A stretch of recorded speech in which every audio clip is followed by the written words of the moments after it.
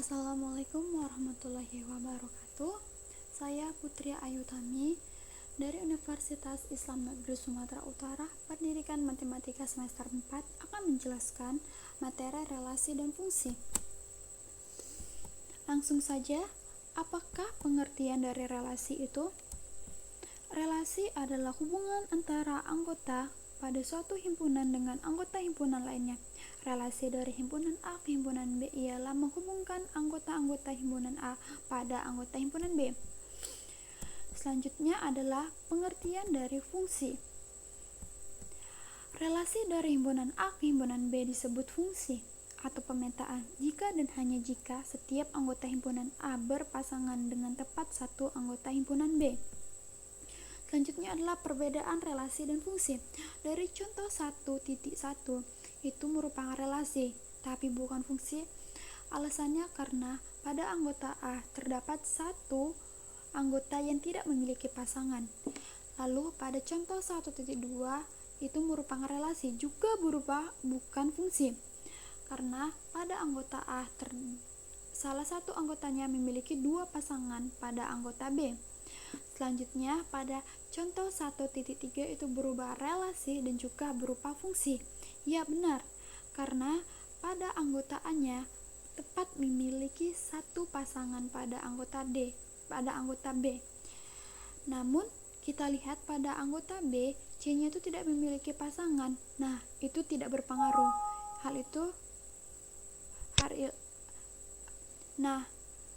Itu tidak berpengaruh karena hal itu tetap membuatnya relasi dan fungsi.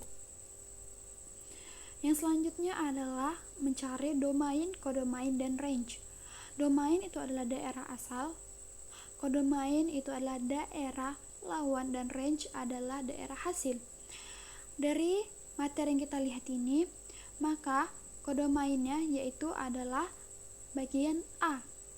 Anggotanya 1, 2, 3, 4, dan 5. Selanjutnya, anggota dari kodomainnya tentu saja itu adalah anggota dari B, yaitu A, B, C, D, dan E. Nah, selanjutnya daerah hasil. Daerah hasil itu adalah pasangan dari daerah asal, yaitu pasangan dari 1 adalah A, pasangan dari 2 adalah B dan D, dan pasangan dari 4E, pasangan dari 5E, sehingga range-nya adalah A, B, D, dan E.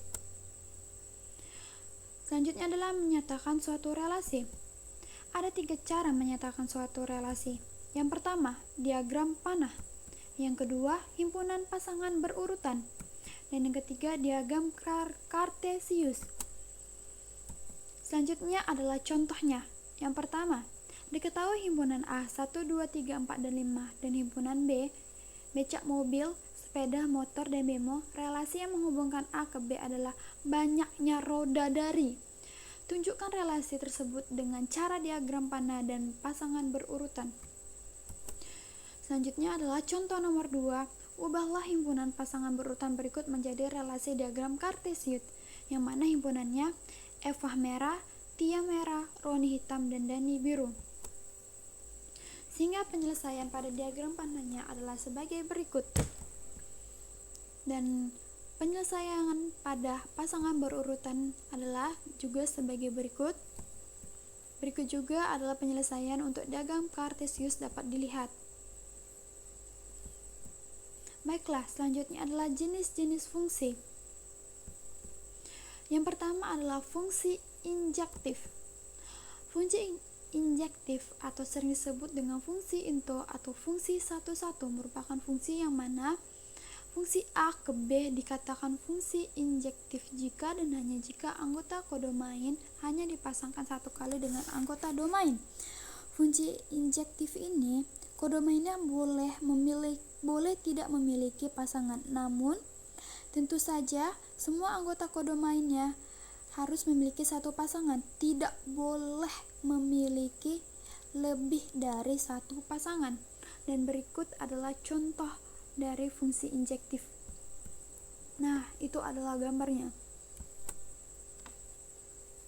Yang kedua adalah fungsi surjektif. Fungsi surjektif atau fungsi ontol memiliki ciri yaitu anggota kodomainnya boleh memiliki pasangan lebih dari satu, namun tidak boleh ada anggota kodomainnya yang tidak memiliki pasangan. Fungsi surjektif dapat terpenuhi apabila jumlah anggota kodomain sama atau lebih banyak dari jumlah anggota domainnya. Berikut adalah contoh dari fungsi surjektif. Yang ketiga adalah fungsi bijektif. Fungsi bijektif merupakan gabungan dari fungsi injektif dan surjektif. Pada fungsi bijektif, semua anggota domain dan kodomain terpasangkan tepat satu. Kebalikan fungsi dari fungsi injektif dan surjektif. Kebalikan fungsi dari fungsi injektif dan surjektif belum pasti fungsi atau pemetaan. Namun kebalikan dari fungsi bijektif ini udah pasti merupakan fungsi itu tersendiri atau pemetaan. Berikut adalah contoh dari fungsi bijektif. Baiklah, terima kasih atas perhatiannya. Wassalamualaikum warahmatullahi wabarakatuh.